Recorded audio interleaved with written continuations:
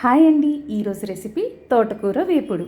First మనము ఒక కట్ట తోటకూర నీట్గా రూట్స్తో సపరేట్ చేసేసి ఇలా నీట్గా ఆకులు తీసి పెట్టుకోవాలండి. Next washing process. మనం తోటకూర డైరెక్ట్గా కడిగితే మట్టి సరిగ్గా పోదండి. సో ఒక బౌల్లో వాటర్ వేసి మనం ఇలా తీసుకుంటే మట్టి పోతుంది.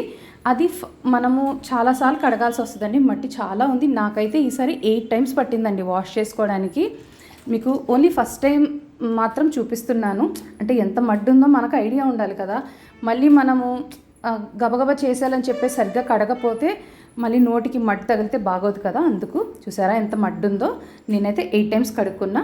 ఇప్పుడు ఇంగ్రీడియంట్స్ అండి. తాళింపుకి పచ్చెనపప్పు, ఆవాలు, జీలకర్ర, దంచి పెట్టుకున్న వెల్లుల్లిపాయలు, కొంచెం కరివేపాకు, తర్వాత ఒక గ్రీన్ చిల్లీ, ఒక పెద్ద ఆనియన్, కొంచెం జింజర్ గార్లిక్ పేస్ట్ అండి, తర్వాత ఇంగువ, పసుపు, కారం, ఉప్పు యాజ్ యూజువల్. ఇప్పుడు ఫస్ట్ నేను తాలింపు వేసుకుంటున్నాను. తాలింపు వేసి అవి కొంచెం బాగా చిటపట్లాడాక నెక్స్ట్ నేను ఎల్లుల్లిపాయలు వేసుకున్నానండి. ఎల్లుల్లిపాయలు మాత్రం కొంచెం రెడ్గా రోస్ట్ అయ్యే వరకు చేసుకుంటానండి నేను ఈ ఏపుడికి. అప్పుడు మంచి టేస్ట్ వస్తుంది, కమ్మగా ఉంటుంది. నెక్స్ట్ కరివేపాకు వేసాను. కరివేపాకు వేసుకొని బాగా రోస్ట్ చేసుకోవాలండి. అది బాగా కలుపుకోవాలి. మా ఆయన ఫస్ట్ ఇంటికి ఒక 6 months తర్వాత వచ్చారండి. ఫస్ట్ రాగానే నేను ఇంకా ఏ నాన్ వెజ్ అడుగుతారంటే తను ఫస్ట్ అడిగిన తోటకూర ఎప్పుడే. సో దీంతో స్టార్ట్ చేశాను నేను. ఇదిగోండి ఇప్పుడు వచ్చేసి ఇంగు వేసాను. ఇంగు చాలా మంచిదండి. నేను అసలు మీరు చూసుంటే నా ప్రీవియస్ రెసిపీస్ ఆల్మోస్ట్ అన్నిటికీ యాడ్ చేస్తాను. అన్లెస్ అది చైనీస్ ఐటమ్ అయితే తప్పించి ఇండియన్ కుకింగ్కి నేను ప్రతిదానికి హింగు యాడ్ చేస్తానండి. అది అసలు మనకి గ్యాస్ ప్రాబ్లమ్సే కాదు, స్టమక్ మాత్రం చాలా క్లీన్గా ఉంచుతుంది.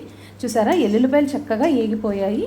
ఇప్పుడు మనము ఇంత రోస్ట్ చేసుకుంటే ఏంటంటే కొంచెం మనం ఎల్లుల్లిపాయలు తినేయచ్చండి. అసలు చెప్పాలంటే కూరతో వెల్లుల్లిపాయలు మనం తినేస్తే చాలా బాగుంటుంది, మంచిది కూడా మనం తింటే. ఇప్పుడు గ్రీన్ చిల్లీ వేసుకున్నానండి. నేను సీడ్స్ తీస్తే వేస్తాను గ్రీన్ చిల్లీ ఎప్పుడైనా. అప్పుడు ఏంటంటే కడుపులో మంట అనే ప్రాబ్లం రాదండి. మనం కారం కావాలంటే మనం తర్వాత స్పైస్ కోసం కారం వేసుకోవచ్చు. ఇదిగోండి ఇప్పుడు నేను ఉల్లిపాయ ముక్కలు వేసుకొని వేపుకుంటున్నానండి.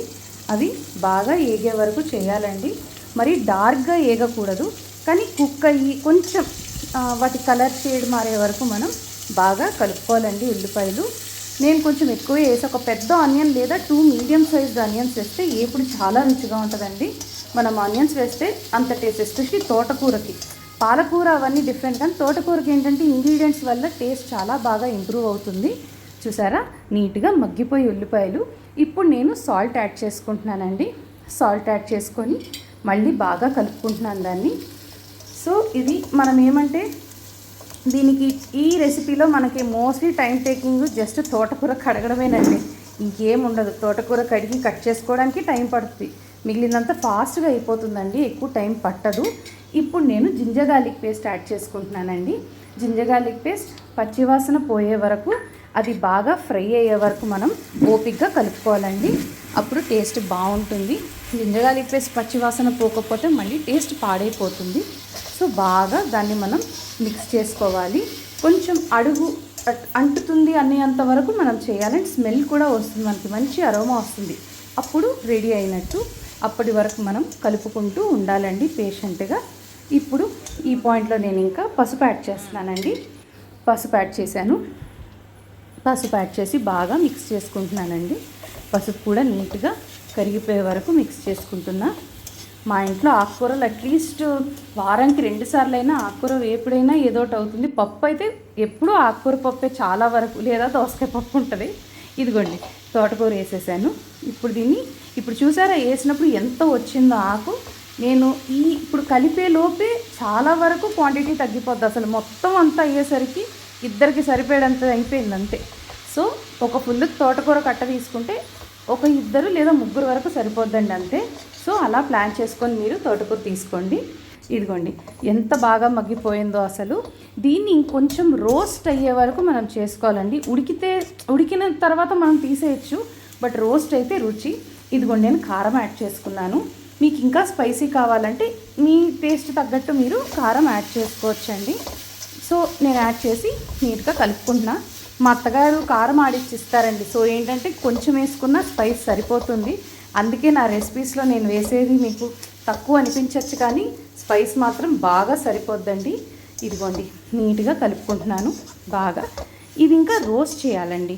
మనకి ఏమంటే కొద్దిగా ఆయిల్ పడాలి అంటే ఈ పాయింట్లో వేసుకోవచ్చు. నేనైతే కొంచెం వేసుకున్నానండి ఆయిల్.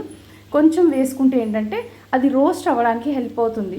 లేదంటే జస్ట్ కుక్ అయ్యి సరిపోతుందన్నమాట. మా వారికి ఏంటంటే రోస్ట్ అయితే చాలా ఇష్టం. ఇదిగోండి మూత పెట్టి వదిలేస్తే చూసారా చుట్టూ ఎంత బాగుందో. దీన్ని మనం ఇంకా చక్కగా మళ్ళీ వేపుకోవాలండి. అలా వేపుకుంటూ ఉంటే కొంచెం అది రోస్ట్ అయ్యే వరకు అంతే, అలా చేస్తూ ఉంటే బాగుంటుంది. ఇంకా ఆల్మోస్ట్ అయిపోయినట్టే అండి, ఆల్మోస్ట్ అయిపోవచ్చింది. ఇప్పుడు మీకు ఉప్పు కానీ కారం కానీ ఏమైనా కావాలంటే ఈ పాయింట్లో వేసుకొని మీరు దాన్ని బాగా కలుపుకోవాలి, అప్పుడు సరిపోతుందండి. ఇదైతే మా ఆయన వైట్ రైస్కి కలుపుకొని చక్కగా తినేసాడు, చాలా నచ్చింది తనకి. తను యాక్చువల్లీ ఆన్ సైట్ నుంచి వచ్చి రాగానే ఫస్ట్ నాకు తోటకూర వేపుడు చేసి పెట్టవా, తిని చాన్నాళ్ళైంది అన్నాడు. సో ఇంకా గబగబా చేశానండి. అది నాకైతే చాలా హ్యాపీ అనిపించింది. అసలు తను అడగడమే ఇంక నేను చేయడం అని చెప్పి ఇంకా చేశాను. ఇదంతా మీకు నచ్చినట్టయితే మాత్రం డెఫినెట్గా ట్రై చేయండి. రెసిపీ ట్రై చేసి ఎలా ఉంది అని నాకు కమెంట్స్లో తెలపండి.